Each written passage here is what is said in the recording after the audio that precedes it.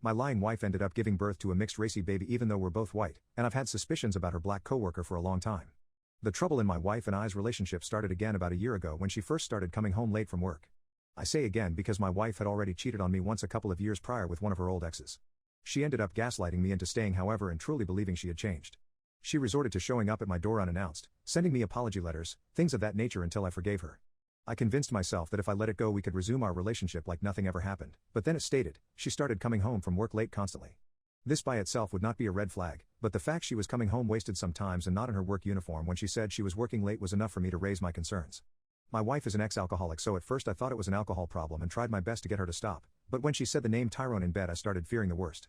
I ended up confronting her about Tyrone, and she said it was the name of a character in a TV show she really liked and she thought it would be funny to call me that just to see my reaction. This unsurprisingly, did not satisfy me and I resorted to snooping through her phone when she slept to try to gather evidence. I know I should not have done that, but my wife has been a charter before and I just wanted to check the boxes.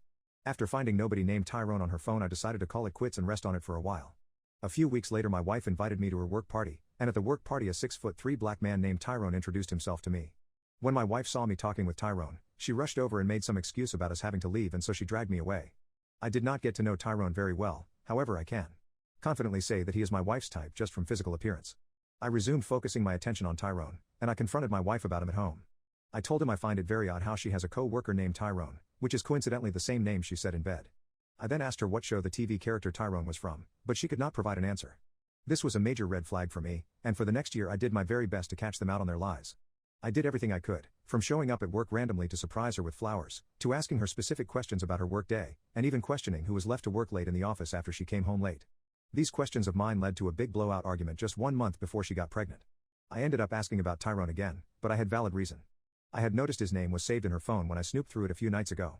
She called me crazy for invading her privacy like that, but I responded saying that she cheated once already and now she was calling me Tyrone in bed, something she did again a few weeks ago at the time of this argument, who just happens to be a handsome male co-worker of hers. This argument ended in her smashing a plate and storming out. When she came back a few hours later we managed to have a heart-to-heart conversation about it all and she ended up promising on her dead mother's grave she was not hooking up with Tyrone.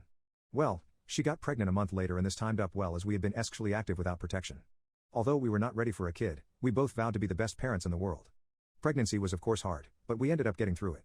Looking back, there was definitely evidence that it was Tyrone was somehow involved, but I was too preoccupied about making my wife's life comfortable to notice. I once came to pick her up from work, and I swear I noticed Tyrone rubbing her belly and getting down to kiss it over her clothing, but being sleep deprived I didn't think much about it. Labor Day came and it was the most nerve-wracking day of my life. I prayed to God that the delivery went well and had genuine hope that we would all be a happy family. After 9 hours of holding my wife's hand, my bundle of joy came out. But there was one problem. My bundle of joy was mixed race. I looked at my wife, she looked at me, and the doctors looked at us too. My wife tried to scream out to me but I left the hospital and went to sit in my car for a little while to calm down. This was only the first of a lethal 1-2 punch however. While sitting in the car, I noticed Tyrone entering the hospital. It took every ounce of me not to leap out and run over to throw hands, but I kept calm. I ended up going home and packing my things before leaving to stay at my best friend's place. This happened just 2 days ago, and my wife has been calling me non-stop.